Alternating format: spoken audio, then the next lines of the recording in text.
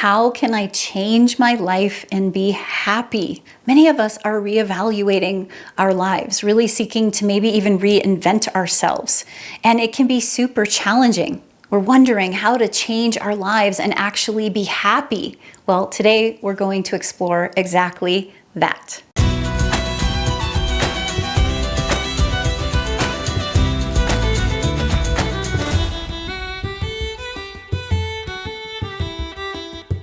Welcome, I'm Kim Marie, and this channel is all about supporting women to step into their most empowered self so they can live their most fulfilling life. And being happy is part of empowerment, let's face it. And if we want to change our lives to be happy, there are a number of steps that we need to take so that we don't find ourselves in the same kind of traps that we've been in the past. I want to explore today some practical considerations that you might not have thought of that will help us change our lives and feel much happier.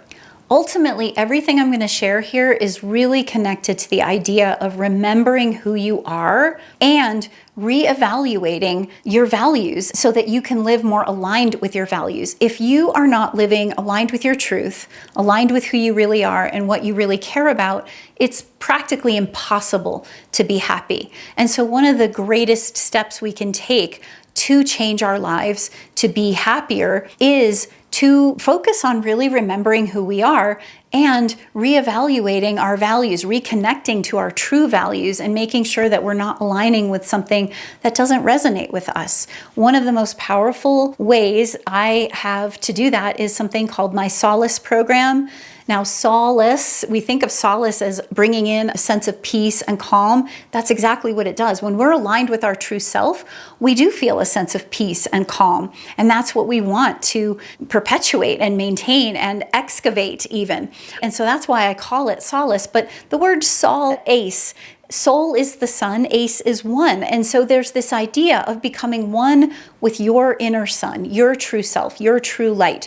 I have my Solace program. The link is in the description. It opens up for enrollment once a year. If you're watching this video at a time when it's not open for enrollment, be sure to join the wait list and check it out because it takes you through the entire journey of remembering who you are, reconnecting to what matters, re-envisioning new possibilities for yourself, and ultimately rebirthing or reinventing yourself into those new possibilities. So this is what we're talking about, changing our lives to feel happier. And happiness is going to come from that place of feeling effective in our life, feeling like we're on purpose, feeling like we're aligned with what we know to be right for us. And we've found that something more that is itching to be found within us. So that I wanted to share as a first understanding of this journey. The idea of changing our life to be happy is a journey. It's not like you can just change it overnight. It's a process. And I have this beautiful Solace program to help you through every step of that process. Now, another piece that I want to mention is this idea of self-reflection as a part of the way we can change our lives.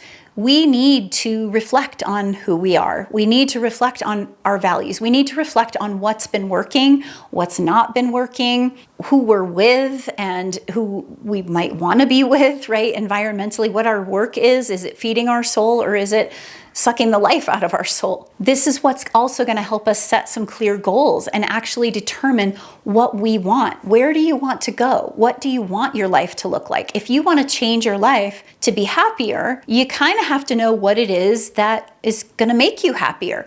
A lot of us know what we don't want, but we have no idea what we really do want. And that can be challenging. So a lot of self-reflection is needed to come to that understanding.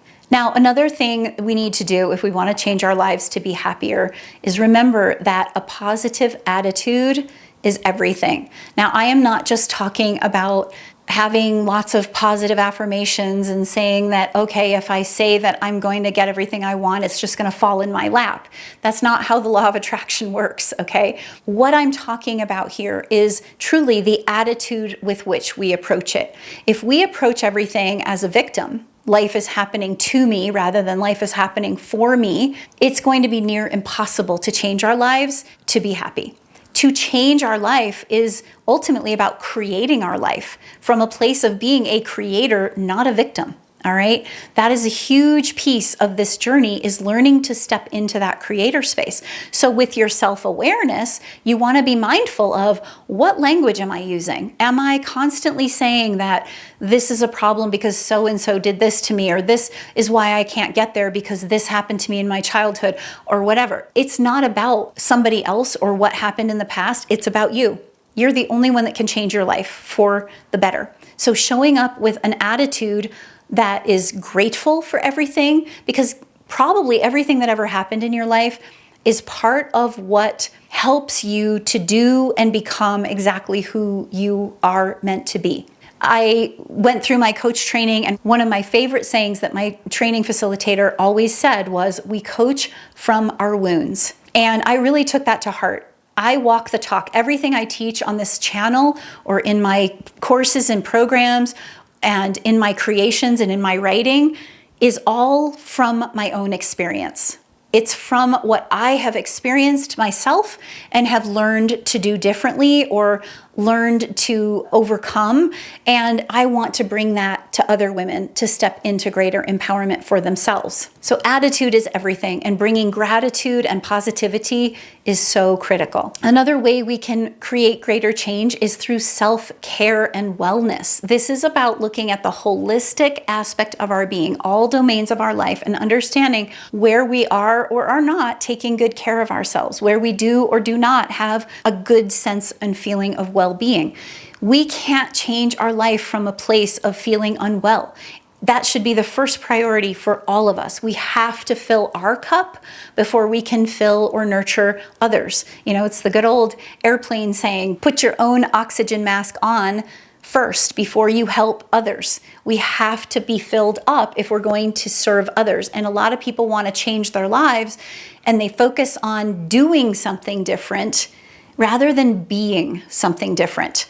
And my particular type of coaching is called ontological coaching. And ontology is our way of being. It's very holistic. It's approaching all aspects of our life and showing up differently. When we show up differently, we can change anything.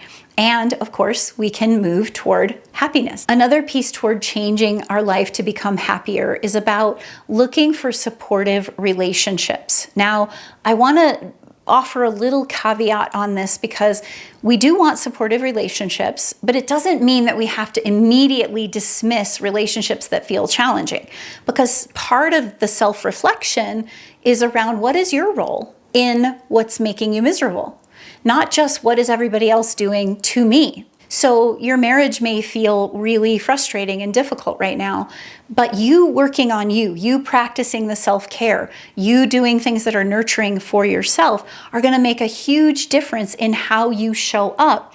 And that may change your marriage, surprisingly, all by itself. And you don't have to talk to your partner about this wonderful new practice you're doing to take care of yourself or nurture your well-being. You don't even have to talk about it. You could just start doing it and not worry about what's happening so much in the marriage, and see what happens when you actually start to take care of yourself in the interest of learning to be in a position to change your life toward happiness. And so this is about honoring and nurturing the supportive relationships, especially the relationship you have with yourself, and then allowing relationships to fall away as they need to, or come into your life as they need to. And it's definitely helpful to look for supportive people and situations that can help you to do that. I have a free community of women seeking to be on the path to empowerment. I'll leave the link in the description for that. Be sure to join that, because that in itself is a great example of being in a space where other people will get where you're at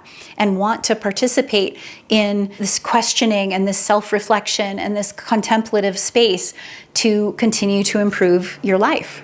Another really important thing to consider if we want to change our life to be happier is to set and enforce boundaries. So many people want to be happy, but then they don't enforce the boundaries that they need in order to hold their container to be happy. Part of what makes them miserable is feeling like they are overloaded with too many to-do lists, or feeling like they are in these situations where they have to deal with really toxic people.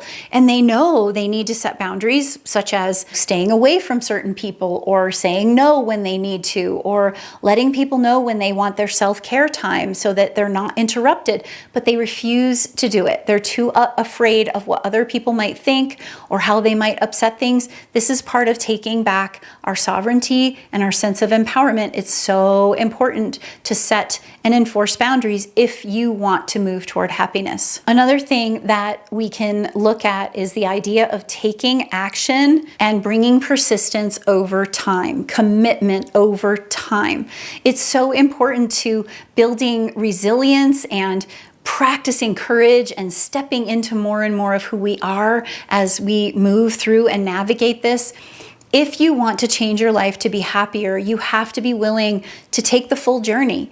It's not going to be handed to you. You are a creator. It's about stepping out of any kind of victim mode that you have, stepping out of just wishing it to happen and determining, what can I do now? What are the goals that I can set for myself? What are the practical, active steps that I can take to actually put me in the space that I want to be in? This is so powerful and yet so often ignored. I personally believe that the capacity to consciously activate our will in the direction of where we want to go is probably one of the most powerful skills any of us can learn.